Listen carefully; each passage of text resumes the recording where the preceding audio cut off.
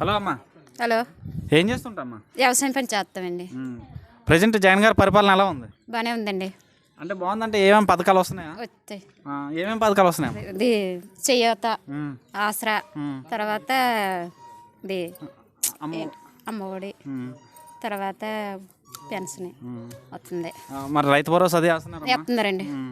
మరి ఇంతకుముందు ఈ పథకాలు ఏమన్నా వచ్చాయా ఇంతకుముందు ప్రభుత్వంలో? ఇంతకుముందు అయితే మాకు రాలేదు, ఇతను ఎక్కాక మాకు మాత్రం వస్తున్నాయి.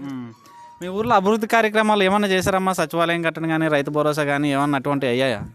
ఇక్కడ అవ్వలేదు, ఎల్లవారని అవుతున్నాయి.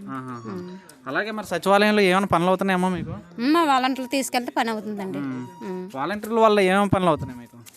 అదే కార్డులు ఏమైనా కోటా కార్డులు ఏమన్నా కావాలంటే చేసి పెడుతున్నారు. మరి ఇంతకుముందు ఈ పనులన్నీ కావాలంటే ఎక్కడికి వెళ్ళవచ్చు? ఊర్లో కాదు, చేసి గొల్గొండ వెళ్ళేవారా? అన్ని పనులు ఇక్కడ అయిపోతున్నాయి ఇప్పుడు? అయిపోతున్నాయి. మా వాలంటీర్లు తీసుకెళ్ళి అక్కడ చేయిస్తున్నారండి. ఇంటింటికి రేషన్ ఇస్తున్నారమ్మా? ఇస్తున్నారండి. మరి అలాగే నెక్స్ట్ ఆంధ్రప్రదేశ్లో ఎలక్షన్స్ వస్తున్నాయి, ఏ పార్టీ వస్తే బాగుంటుంది అంటారు? మీ ఒపీనియన్ చెప్పండి. జగన్ వస్తేనే బాబు. మరి పవన్ కళ్యాణ్, చంద్రబాబు నాయుడు కూడా పోటీ చేస్తున్నారు, వాళ్ళ హామీలు ఇస్తున్నారు కదా ఇంకా ఎక్కువగా. మరి ఎలా ఉంటుంది అంటారు? బాగానే ఉంటుంది. బాగానే ఉంటుంది అంటే మీకు కరెక్ట్ చెప్పండి, ఏది బాగుంటుంది? ఎందుకంటే మనం ఆంధ్రప్రదేశ్ అభివృద్ధి అవ్వాలా, ఇంకా పథకాలు వస్తున్నాయంటే ఏ ప్రభుత్వం వస్తే బాగుంటుంది మీకు?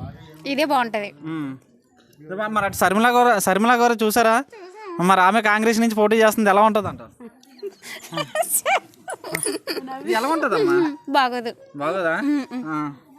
ఫైనల్గా మీ ఓటు ఎవరికే? జగన్ వేస్తాను. ఓకే అమ్మా, థ్యాంక్ యూ.